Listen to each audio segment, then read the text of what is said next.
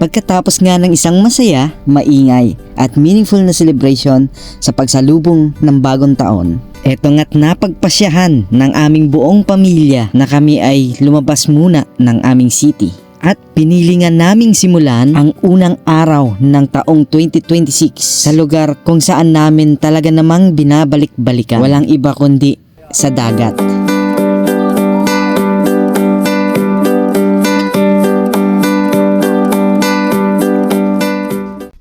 Ang sarap nga sa pakiramdam na kahit papano ay talagang afford na namin ang ganitong setup ng buhay. Yung kapag meron kang ise-celebrate, pwede kang pumunta sa kung saang lugar katulad ng Subic kung saan isa sa napakaraming beach na magaganda na pwede kang mag-stay 24/7.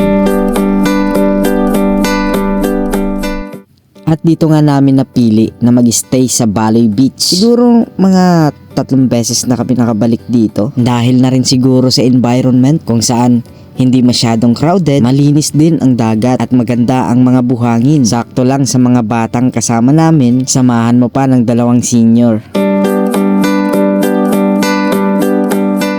Talagang swak sa mga bata ang lugar na to at convenient din sa mga nagbabantay dahil nga ang lapit ng tinutuluyan namin sa dagat na paliliguan. At eto nga rin yung dagat na hindi masyadong crowded na talaga namang marerelax ka. Dito nga pala kami tumuloy sa Seascape Inn.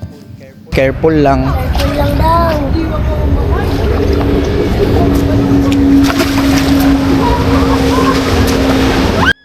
Maganda dito, hindi kayo magsisisi. Bukod sa malapit ang dagat, mababaw siya, maganda ang buhangin at pwedeng pwede sa bata at matatanda.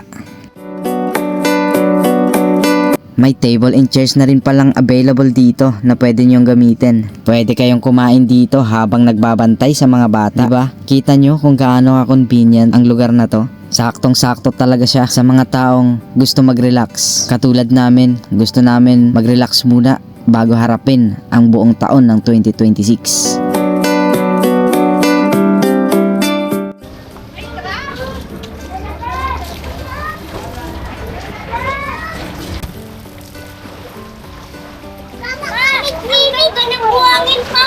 Saan? Ano? Buhangin? Tara, mag-video tayo Ang dito. lamot pa.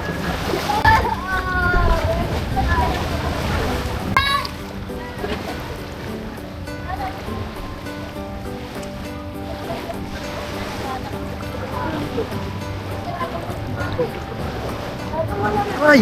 Shit! Tulis ng bato, ang sakit. Tulang ng bato. 1, 2. Dito, baby. 1, 2, 3.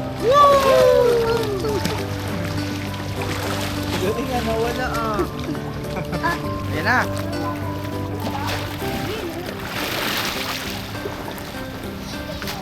Oh! Higa ka lang dyan. Lotot.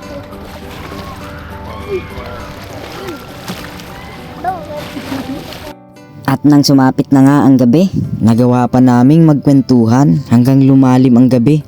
At isa-isa na kaming tinamaan ng antok. Hanggang dito na lang muna. Samahan ninyo kami sa susunod naming paglalakbay.